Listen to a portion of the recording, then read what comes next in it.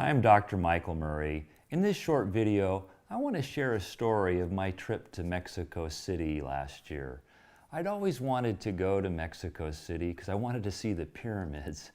And I was asked to speak there at a conference, and I was able to speak to over 1,500 pharmacists and 1,500 medical doctors. It was a big event, and I really had a great time.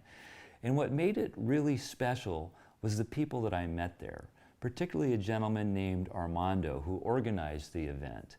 And this gentleman was one of those people that when you're around, you just feel better.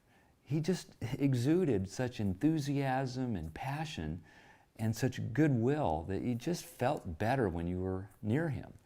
After lunch, we were sitting in a nice, beautiful park, and it was just gorgeous, beautiful environment, just very verdant and gorgeous flowers and just really idyllic. And Armando just is such a passionate gentleman that I had to get to know him a little bit better. And I asked him, "What's your passion?"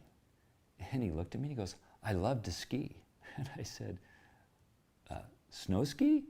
I looked around because the mountains were bare. It was a warm day. He goes, "Yes. Every year I go to Colorado for 1 week and I ski." And I said, "That's it? That's all you ski every year?" He goes, "Yes, every day for a week." I go, "Fantastic." And I thought about it for a second and I thought, gee, that doesn't make a lot of sense. You know, that's his passion. He's such a passionate guy. And then I asked him a follow-up question. I said, "Armando, how often do you think about skiing?" And he smiled even broader. And he says, "At least once an hour." And I chuckled and I realized that we always cannot be involved in activities that we're passionate about. But we can daydream, and when we associate ourselves to these activities, it's almost as good as doing them. And there's something about engaging in activities that we're passionate about that fuels enthusiasm, happiness, and joy. And he was living proof. And he gave me a book that I treasure, Architecture Naturale, lots of beautiful pictures, and it's something that reminds me of my trip to Mexico City. And so here's the thing.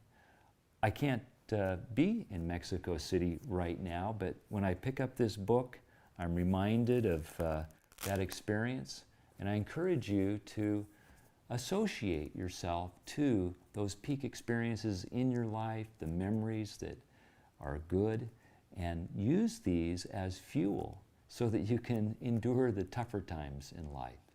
I hope this information is interesting and helpful to you. Until next time, thank you.